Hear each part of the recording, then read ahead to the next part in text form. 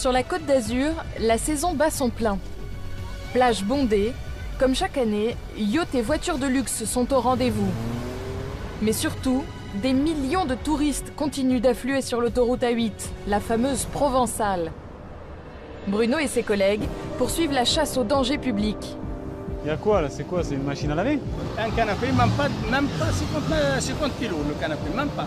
Donc c'est un risque d'éclatement des pneus et puis des suspensions et tout ce genre de choses. Face aux automobilistes inconscients, Jérôme ne fait pas de cadeaux. Moi, vous touchez au portefeuille des gens, ils comprennent tout de suite. Du côté de Sylvain, les accidents graves se succèdent. Je crois qu'il y a un petit peu de sang dessus, donc je me protège. Les gendarmes du Sud vont se montrer sans pitié avec les grands chauffards de la route. Oh, un 33! Tu sais combien c'est un 33? C'est un dangereux pour la route. C'est vraiment un très grand délinquant. Sachant que c'est son métier, je trouve ça... j'ai pas de mots pour le décrire. Les gendarmes doivent aussi gérer des conducteurs à fleur de peau. Waouh! J'ai la totale, c'est pas possible!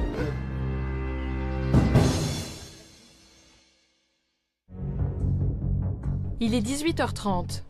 Sur cette aire de l'autoroute A8, cela fait déjà maintenant plusieurs minutes que les gendarmes contrôlent un chauffeur de camion bulgare en état d'ébriété. Alors qu'il tentait de se garer, l'homme a percuté un terre-plein. On va aller avec lui prendre les papiers du camion, on va l'amener au bureau. Il dodeline un peu. Il dodeline un peu. Avant de l'emmener à la caserne pour déterminer son taux exact d'alcoolémie, Vincent et Adam veulent d'abord constater les dégâts qu'il a occasionnés. Allez, on va les traces de pneus. Il a voulu rentrer au niveau du parking véhicule, donc il s'est encastré là, au niveau Accroché des bordures, là et là. Et là. Ah oui, là, normalement, c'est une entrée pour voiture. Il y a un gros panneau ici, juste là. Et vu son état, il a vu la première bretelle, il s'est engouffré dedans. Sauf que c'était pas pour lui. Voilà. Bon, ok, comme ça, on le fera. En fait, le routier a surtout endommagé son propre véhicule. Et il n'y est pas allé de main morte. Ah ouais, quand même. Il a pas mangé... Non, il s'est pris le terre-plein central, là. Il s'est mis dedans et mes collègues l'ont arrêté, il a fait demi-tour et puis voilà, Ok. il s'est posé là. Ah ouais, c'est impressionnant, là. C'est un chauffeur professionnel, donc il doit savoir ce qu'il fait. Et en plus, en conduisant des camions de 40 tonnes, si déjà il inverse, enfin il se trompe dans le parking voiture et poids lourd, je crains pour les usagers de l'autoroute. S'il a du mal à conduire là à l'arrêt, alors sur l'autoroute, c'est un vrai danger pour tout le monde. Alors là, on récupère, comme monsieur ne peut pas monter dans le camion vu son état, on récupère tous les documents du camion, sa carte conducteur également. Et on constate dans la cabine qu'il y a une grosse bouteille d'alcool et un verre à moitié vide où il y a de l'alcool également dedans. Donc je pense que c'est ce qu'il devait boire en roulant. Incroyable! Le chauffeur buvait de la vodka en conduisant. Une preuve accablante. Ce comportement, Vincent le connaît bien. Ça arrive quelques fois. Par contre, c'est toujours des conducteurs étrangers, pays de l'Est. En France, les Français, on n'en trouve plus depuis plusieurs années. Direction maintenant la caserne. Vu l'état d'ébriété très avancé du chauffeur, Adam a préféré protéger sa voiture et il a posé un drap sur la banquette au cas où l'homme se mette à vomir. On sait jamais ce qui peut se passer. Dans un virage, ça peut partir. Et je préfère mieux prévenir que guérir.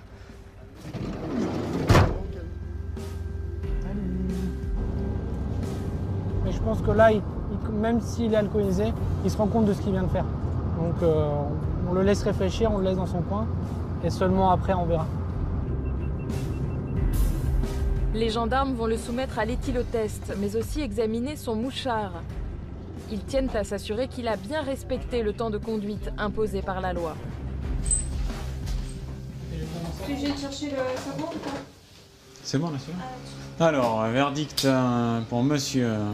Donc la partie rouge là en haut, c'est la conduite. Il s'est reposé ce week-end 45 heures. Ce matin, il a commencé la journée là, à 3h15 à peu près. Il s'est fait toute une journée de conduite là. Et puis là, à 14h07, il s'est arrêté jusqu'à 18h30.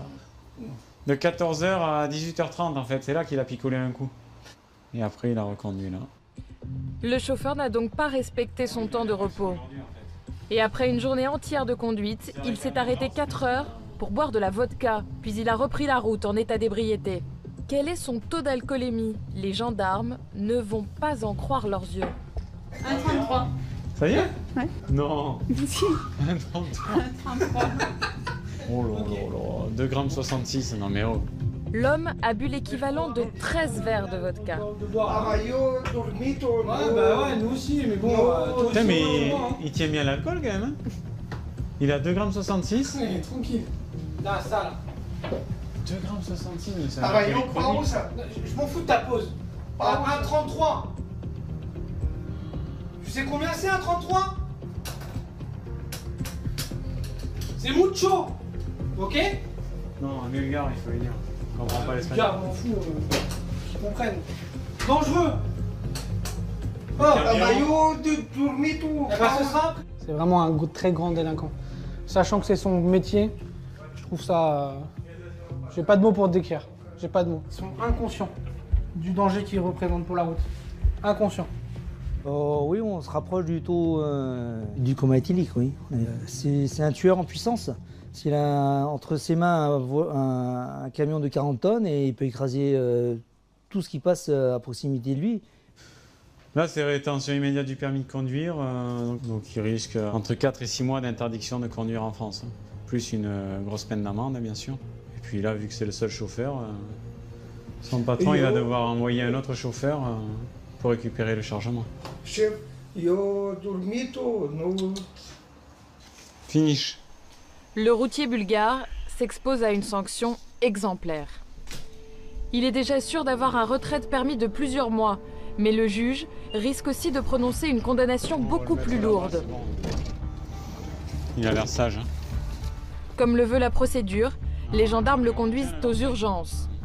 Compte tenu de son état, ils ont besoin d'un certificat médical autorisant la garde à vue dans une cellule de dégrisement pendant toute la nuit. On a trouvé un beau spécimen.